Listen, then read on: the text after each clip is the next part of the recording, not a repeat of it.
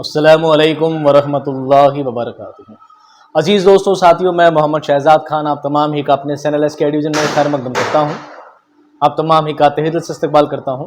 उम्मीद करता हूँ आप तमाम ही खैराफियत से होंगे और खुश खुरम ज़िंदगी गुजार रहे होंगे। जैसा कि दोस्तों आज आपको पता है हमारा टॉपिक है मीर तकी मीर की गज़ल नंबर 1। मीर तकी मीर और इनके अलावा जो दूसरे शोरा हैं, मीर दर्द है, हसरत मोहानी है और नासिक हैं, आतिश हैं, इन सभी की दो गज़लें आपके निसाब में शामिल की गई हैं। तो बारी बारी सारी गज़लों को पढ़ेंगे। ऑलरेडी ये सारी गज़लें मैं बहुत डीप में, बहुत एक दो घंटे के लेक्चर में उनको पढ़ा चुका हूँ।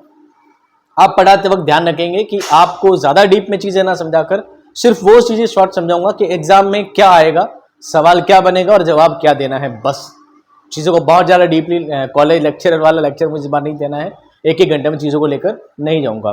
तो चलिए आज की मीर की गज़ल शुरू करने से पहले मैं आपको कुछ चीज़ें बता देता हूँ कि अगर मान लीजिए गज़ल का टॉपिक आपके एग्ज़ाम में, आपके सिलेबस में ऐड किया गया है, तो एक गज़ल से सवाल क्या ऐड होता है वो देखिए।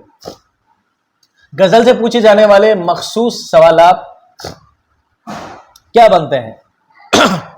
मान लीजिए गज़ल में कोई मिसरा दे दिया जाए, गज़ल में कोई शेर दे दिया जाए, पूछा क्या जाएगा शायर का नाम कि ये मिसरा, ये गज़ल किसने लिखी है, ये कौन सी गज़ल का है, किस गज़ल के शायर का है। मुश्किल अल्फाज का मानी, गज़ल में कोई ऐसा शेर ले लिया जाएगा जिसमें कोई बहुत मुश्किल लफ्ज़ हो और अंडरलाइन का बता जाएगा इस लफ्ज़ का मतलब क्या है। वाहिद जमा मुतज़ाद मुतरादिफात, गज़ल के किसी भी एक वर्ड का जो मुश्किल लफ्ज़ लग रहा होगा उसका मीनिंग पूछने के बजाय पूछ लिया जाएगा इसका मुतरादिफ क्या है, इसका वाहिद जमा क्या है, इसकी जमा क्या है, इसका वाहिद क्या है, इसका मुतज़ाद क्या हो सकता है। इस तरह घुमा फिरा कर पूछा जा सकता है। उसके बाद एक सवाल बनता है सनअत का इस्तेमाल, कि ये शेर आपको दिया गया है, इस शेर में कौन सी सनअत का इस्तेमाल किया गया है। और आखिर में एक सवाल बनता है मिसरा अव्वल और मिसरा सानी, शेर मुकम्मल कीजिए।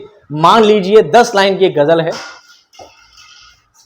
सपोज मैं समझाता हूं आपको। मान लीजिए 1 2 3 4 5 6 7 8, मान लीजिए 8 लाइन की कोई गज़ल है। तो क्या किया जाएगा, कहीं से भी रैंडमली कोई भी एक मिसरा आपको उठा के दे दिया जाएगा।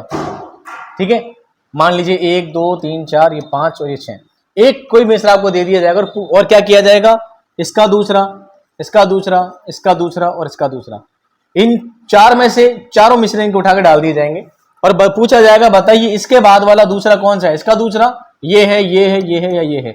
ये चीज आपको तब पता लगेगी। गजल को लेके बहुत शॉर्ट फॉर्मेट, सीधा सीधा फॉर्मेट है। गजल का हर शेर अपने आप में मुकम्मल होता है। क्या होता है, मुकम्मल। एक शेर अपने आप में पूरी दास्तान बयान करता है, एक शेर अपने आप में पूरी कहानी बयान कर देता है कि इसका मतलब क्या है। दूसरे शेर से उसका कोई वास्ता नहीं होता।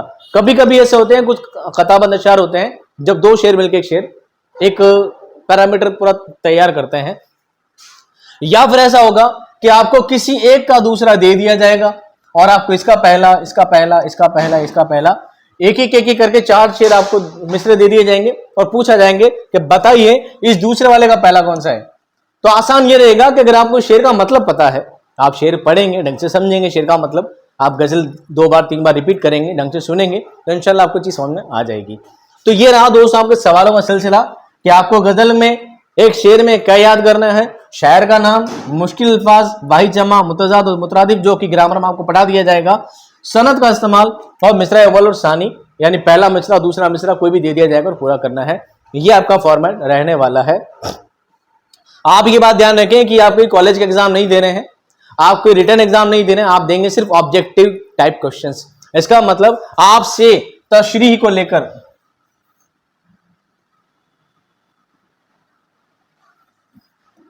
कोई भी सवाल आने वाला नहीं है, तशरीह से कोई सवाल आपका बनने वाला नहीं है। इसलिए मैं आपकी तशरीह पर ज्यादा फोकस इस बार नहीं करूंगा ताकि आपका टाइम क्या हो, वेस्ट हो। चलिए तो बातों का सिलसिला करते हैं यहीं पर खत्म और हम चलते हैं मीर तकी मीर की आज पहली गजल के बारे में। एक एक लफ्ज को ढंग से सुने, समझें और एक एक लफ्ज का मतलब ढंग से समझें। गजल का पहला शेर क्या कहलाता है दोस्तों, मतला। क्या कहलाता है, मतला।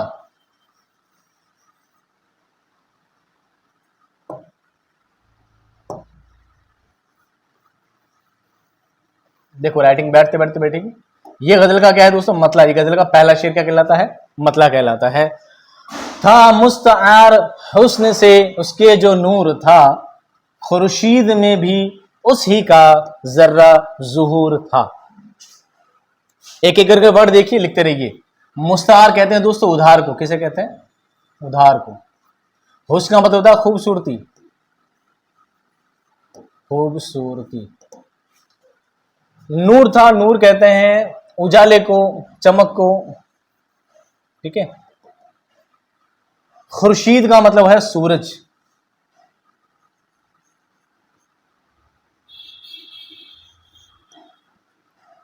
उसी का जर्रा, जर्रा कहते हैं दाने को, एक कण को। जहूर कहते हैं, जाहिर से बना है जहूर।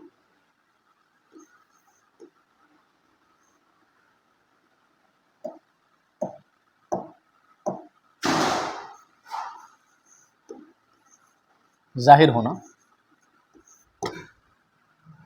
पहला आपको शेर पढ़ना है, शेर के सारे मीनिंग जान लेने हैं और आपसे कोई भी एक वर्ड पूछ लिया जाएगा। ये आपका पहला ही सवाल है।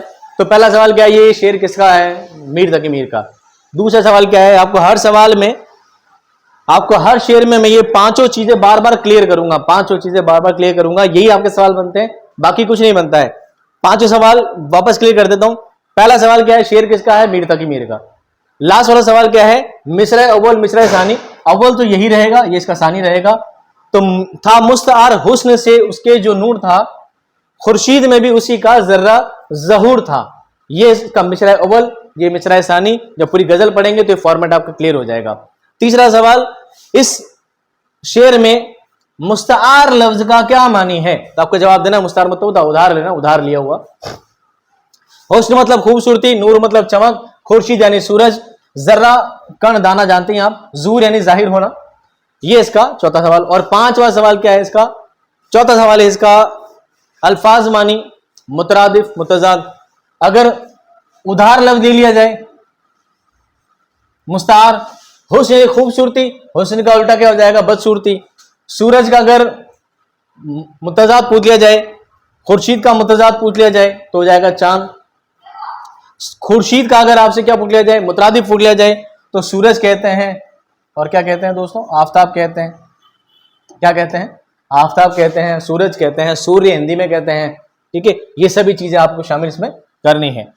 अब आते हैं इसकी शॉर्ट एंड ब्रीफ एक्सप्लेनेशन पर।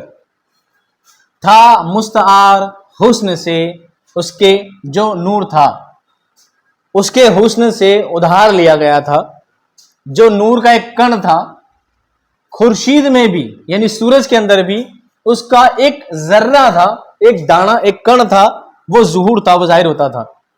सीधी सीधी बात, मीर क्या कहना चाहते हैं कि जो वो मालिक हकीकी है, खुदा ताला की जो जात है, वो इतनी ज्यादा मुनव्वर है, इतनी ज्यादा नूरानी है कि सूरज जैसी इतनी बड़ी शय कि एक सूरज, एक आफताब के उजाले से पूरी दुनिया में उजाला हो जाता है, पूरे ब्रह्मांड में उजाला हो जाता है। एक तरह से पूरी दुनिया में क्या हो जाता है? उजाला हो जाता है। उसकी उजाले की चमक इतनी तेज होती है कि नॉर्मली एक इंसान सूरज की तरफ आंख उठाकर भी देख नहीं सकता, सूरज को कंटिन्यू इंसान देख नहीं सकता। और फिर शायर ये कहता है कि ये जो चमक है ये सिर्फ एक जर्रा है, एक कण है बस। तो सोचिए, कण इतना सा है, एक जर्रा इतना सा है, तो खुदा ताला की मालिक हकीकी चमक कितनी है, उसका नूर कितना ज्यादा पुरमुनव्वर होगा, कितना ज्यादा नूरानी होगा। तो अल्लाह ताला की जो चमक है, मेरे महबूब की जो चमक है, महबूब से यहाँ खुदा की बात है, तो मेरे महबूब की जो चमक है उसकी चमक से उधार लिया गया है। खुर्शीद में, सूरज में भी जो चमक है वो एक दाना, एक जर्रा उधार है, तब जाकर वो इतना चमक पा रहा है। तो सोचिए खुदा की खूबसूरती कितनी है। और दुनिया की हर शय से में जो चमक है, दुनिया की हर शहर में जो, हर शय में, हर चीज में जो खूबसूरती है, खूबसूरती चमक दमक जो है, वो मेरे महबूब से क्या ली गई है? उधार ली गई है। क्या की गई है? उधार ली गई है। महबूब यानी खुदा ताला की अजमत से, उसके नूर से उधार ली गई है। समझ में आ गई? अब आता है लास्ट का सवाल आपका, सनअत के बारे में। इसमें कोई भी सनअत का इस्तेमाल नहीं है, इसलिए हम पढ़ेंगे नेक्स्ट शेर। हंगामा गरम कुन जो दिले ना सुबूर था, पैदा हर एक नाले से शोरे नुशूर था। एक बात आप मेरे से अलग से समझ लीजिए, शायद बात आपको लोग बताते नहीं है, पर मैं आपको तो निशानदेही कर देता हूं। मैं पहले बार अपनी क्लासेस में बात को समझा चुका हूं। इस शेर को लिखने के पीछे कॉन्सेप्ट क्या है? इस शेर को लिखने के पीछे, इस मिसरे को लिखने के पीछे शायर ने दिल में क्या बात सोची है, ये शायर खुद ही जानता है।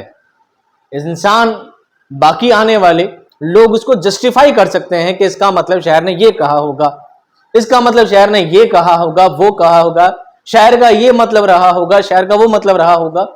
असल मानी मीर साहब खुद ही जानते हैं, उनसे तो कब्र में जाकर पूछ नहीं सकता। तो हो सकता है बहुत सारे टीचर्स इसकी तशरीह कुछ और बताएं, बहुत सारी किताबों में आज कुछ और पढ़ेंगे, मुझसे कुछ और सुनेंगे। एक कयास आ रही होती है वर्डिंग्स को लेकर कि हमारा उस शायर के प्रति क्या नजरिया है, हम क्या सोचते हैं उसके बारे में, वो चीज शायर बयान करता है। आप तशरीह को लेकर कभी ज्यादा दिमाग मत लगाइएगा कि सर ने इसकी तशरीह ऐसी क्यों बताई, फलाने ने वैसी क्यों बताई, सर ने गलत बता दी थी मैंने सही बताइए, या मैंने गलत बता दी फलाने ने सही बताइए। दोनों ही मैटर है, यहाँ पे आप मैच मत कीजिएगा। उन सर ने बताई वो भी सही है, मैंने बताई वो भी सही है, किताब में पढ़ी वो भी सही है, डोंट ट्रबल। तो वर्ड क्या है, हंगामा गरम कुन। ये पूरा एक ही वर्ड है दोस्तों, हंगामा गरम कुन।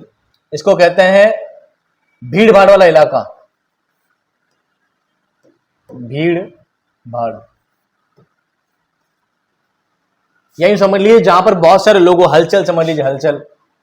इसके एक माना और है क्या है, हलचल, हल और ये चल, हलचल वाला भीड़ भाड़ वाला जो इलाका होता है ना उसको हंगामा गरम कुन क्या बोलते हैं, हंगामा गरम कुन।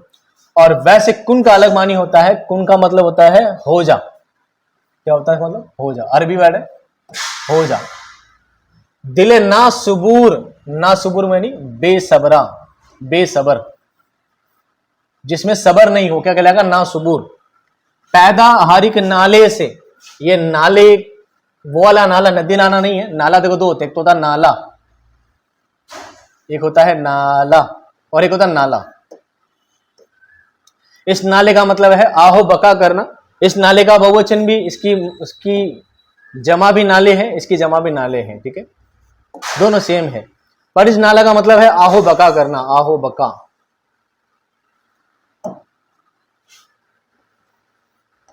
आहो बका करना या रोना, मातम करना, तड़पना।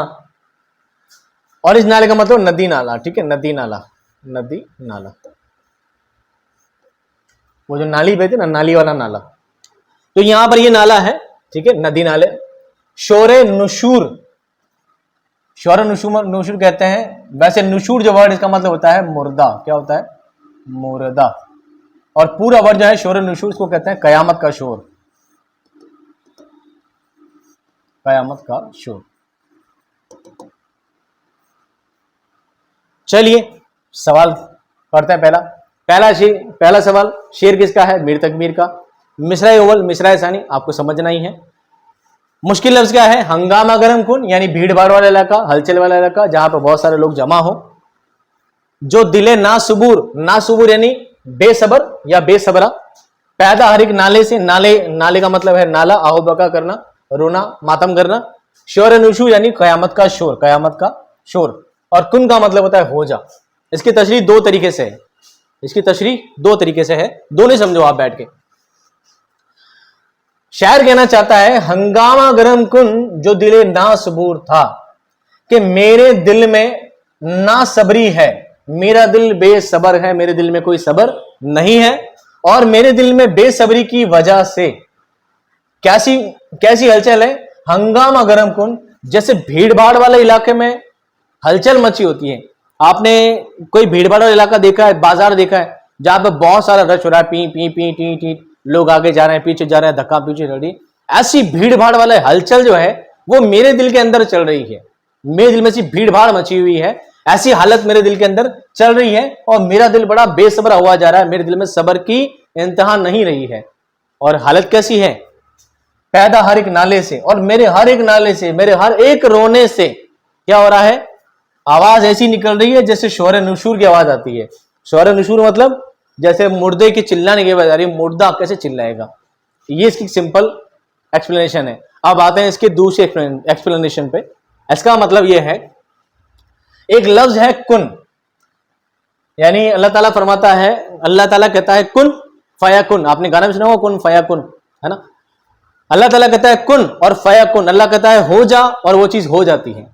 अल्लाह ताला हर चीज पर कादिर है, अल्लाह ताला तमाम कुदरत रखने वाला है। अल्लाह ताला को किसी काम को करने की जरूरत नहीं है, वो बस कहता है कुन और फयाकुन। वो अल्लाह ताला कहता है कुन हो जा और हो जाता है। तो अल्लाह ताला कल कयामत के दिन कहेगा कुन, कि हो जा, कयामत हो जा, तो उस वक्त लोगों की भीड़ भाड़ में जो हलचल मची होगी, लोग अफरा तफरी मचेंगे, नफसा नफसी का आलम होगा। कल कयामत के दिन जो भीड़ भाड़ मची होगी, ऐसी ही बेसब्री, यानी अपनी बेसब्री की इंतहा देखो कितनी बड़ी बता रहे हैं। एक होता है मैं टेंशन में हूं, एक होता है मैं बहुत टेंशन में हूं, एक होता है भारी टेंशन में हूं। एक आदमी इतना टेंशन में रोने लग जाता है। तो ये बता दे मेरा दिल बेसब्र है।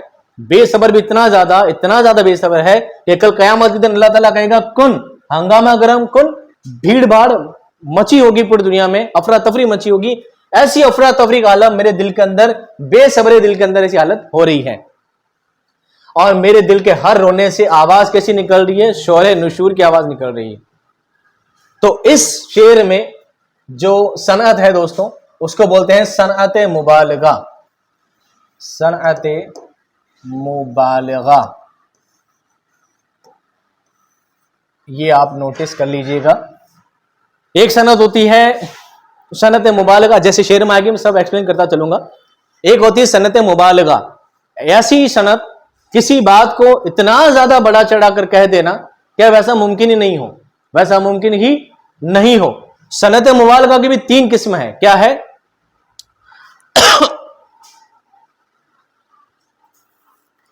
सनअत मुबालगा की भी 3 किस्म है। एक है तबलीग,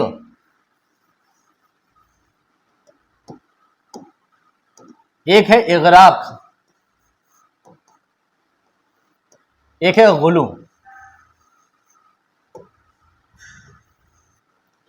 सनअत मुबालगा ढंग से समझे आप, किसी बात का इतना ज्यादा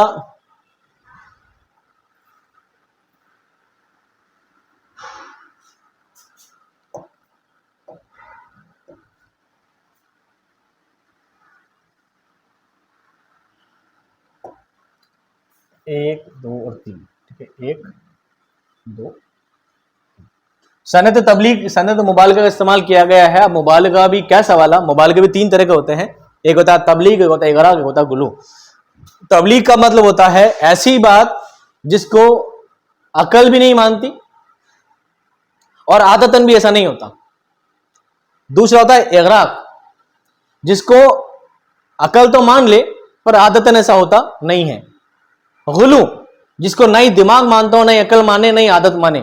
इस चीज को मैंने सनअत वाले टॉपिक में बहुत डिटेल से समझाया है, पर मैंने यहां मेंशन कर दिया है कि यहां पे कंडीशन क्या है।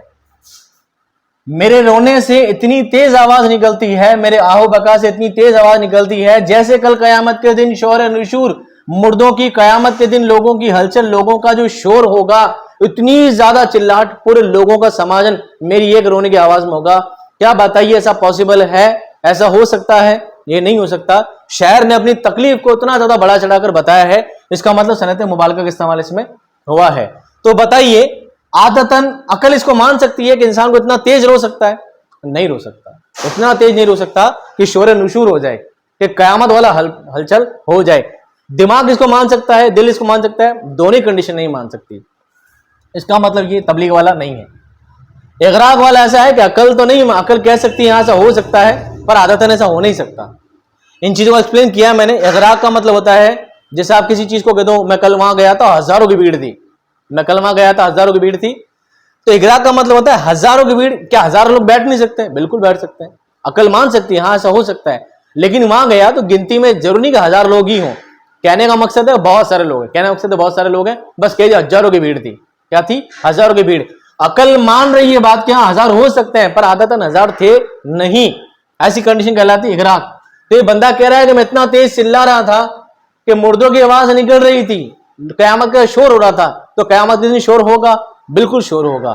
तो अकल मानती है हाँ शोर तो होगा, इतना तेज शोर हो सकता है, पर एक इंसान रो सकता है ये पॉसिबल नहीं है, ऐसा आदतन होता नहीं है। तो ये कौन सी किस्म है दोस्तों? इगराक की किस्म है। किसकी है? इगराक की। बाकी चीजें मैं आपको सनअत वाला टॉपिक एक्सप्लेन कर दूंगा, और कोई मुश्किल पास में था नहीं। चलिए मैं इसको थोड़ा ग्रीन लाइन से इसको अलग कर देता हूं। ये पेन और ये ग्रीन, हम इसको अलग कर देते हैं। एक शेर क्या हो जाएगा, थोड़ा सा अलग हो जाएगा, ठीक है। आइए दोस्तों दूसरे शेर पर। पहुंचा जो आपको तो मैं पहुंचा खुदा के तईं, मालूम अब हुआ कि बहुत मैं भी दूर था। एक भी वर्ड ऐसा नहीं जो आपके समझ में नहीं आए। बस एक वर्ड ऐसा लग रहा है पहुंचा, जो आपको पहुंचा खुदा के तई, तई का मतलब होता है के लिए, या समझ लीजिए के पास।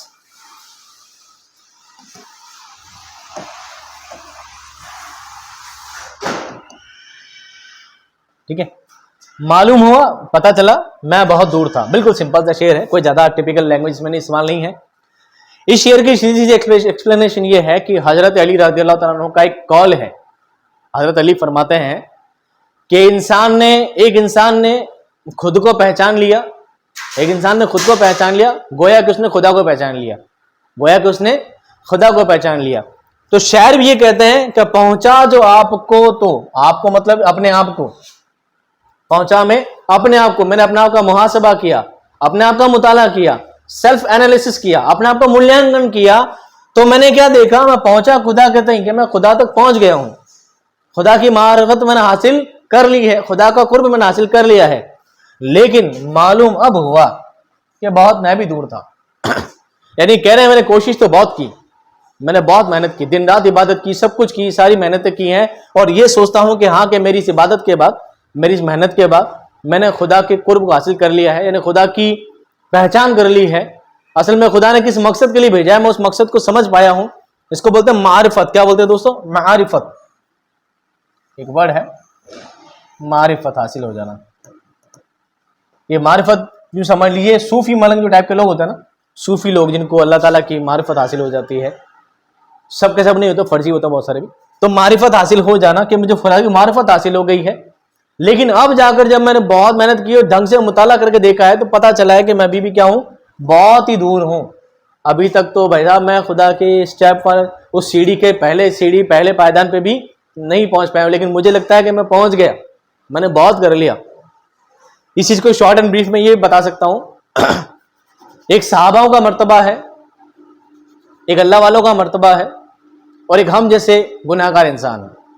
तो सहाबा लोग, अल्लाह वाले लोग दिन भर अल्लाह अल्लाह करते रहते हैं और गुनाहों से पाक होते हैं। गुनाहों से क्या होते हैं? पाक, कोशिश करते हैं कि गुनाह बिल्कुल उनसे सरजद ना हो। उसके बाद दिन रात तौबा तौबा तौबा, अल्लाह ताला माफ करना, अल्लाह ताला माफ, अल्लाह से तौबा तौबा, अपने गुनाहों की तौबा करते रहते हैं। उनको यकीन है कि हमसे कुछ गुनाह हुआ होगा, अल्लाह ताला हमें बख्श दे, हमारी मगफिरत कर दे। लेकिन एक हम जैसे गुनाहगार है, हमें तो अच्छी तरह पता है कि हमने गुनाह किया, हालांकि वो लोग तो गुनाहों से पाक है, हम तो कंफर्म्ड है कि हमने गुनाहगार हैं ही हैं। हमने तो बहुत सारे गुनाह किए हैं। बताओ हम कितनी तौबा करते हैं? हम कोई तौबा नहीं करते। किसी ने कर ली जुम्मे को, किसी ने कर ली ईशा को, किसी ने कर ली जुमेरात को, किसी ने ईद के दिन कर ली, किसी ने बकरीद के दिन कर ली, और कहते हैं अल्लाह माफ कर देगा। अल्लाह क्यों माफ करेगा? आपके गुनाहों को माफ कर देगा? अल्लाह बिल्कुल माफ नहीं करेगा। आप में वो वलवला, आपके अंदर वो जोश, वो अकीदत या वो नदामत होनी चाहिए आपके अंदर कि आपने सचमुच गुनाह किए हैं और आप उस गुनाह क्या कर रहे हैं, तौबा कर रहे हैं। तो बहरहाल टॉपिक लंबा हो जाएगा ज्यादा। तो पहुंचा जो आपको, तो मैं पहुंचा खुदा के तई। अपने आप का जब मैंने मुहासबा किया तो मैं सोचा कि मैं अल्लाह के बहुत पास पहुंच गया हूं, अल्लाह की मार्फत मैंने हासिल कर ली है, खुदा की मार्फत हासिल कर ली है। पर मालूम अब हुआ कि बहुत मैं भी दूर था, पर मालूम ये हो रहा है कि मैं बहुत क्या हूं, दूर हूं। लास्ट शेर देखिए, ये है दोस्तों गजल का मक्ता। क्या है? मक्ता। मक्ता किसे कहते हैं दोस्तों? जिसमें शायर अपना क्या कर, तखल्लुस इस्तेमाल करता है, जिसमें तखल्लुस इस्तेमाल करता है, क्या कहलाता है? मक्ता कहलाता है।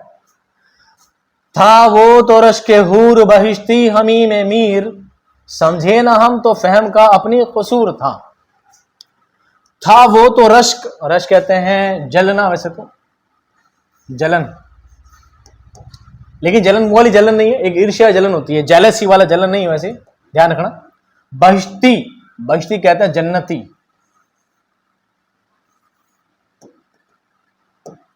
हमी में मीर, समझे ना हम तो फहम का, फहम कहते हैं समझ को।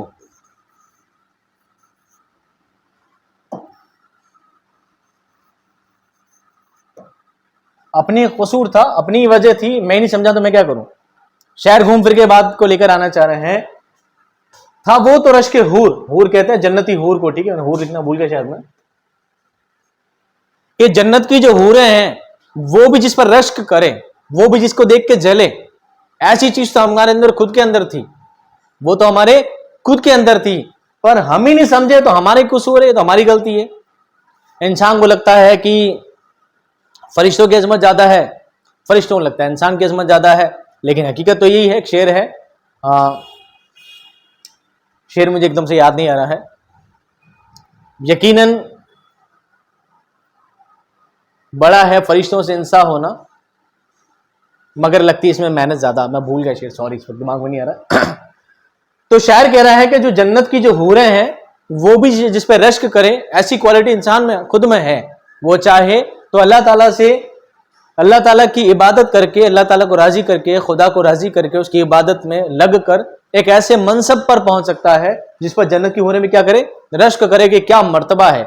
लेकिन हम खुद इस बात को समझते नहीं, तो हमारे कसूर, हमारी गलती है कि हम इस चीज को समझ नहीं पाते। हमारी गलती है कि हम अल्लाह ताला की इबादत में लगे नहीं है। हमारी गलती है कि हम अल्लाह ताला के कुर्ब को पहचानते नहीं है, उस मारिफत को हम पहुंचते नहीं है। हम ही उल्टे कामों में, गलत कामों में मुलव्विस है, तो हमारी गलती है, उनका कसूर नहीं है। वरना अल्लाह ताला ने तो हमें ऐसा बनाया है कि हमारी क्वालिटी बहुत क्या है, जबरदस्त क्वालिटी अल्लाह ने इंसान को बनाया है। अल्लाह ताला ने इंसान को अशरफुल मखलूकात बनाकर भेजा है।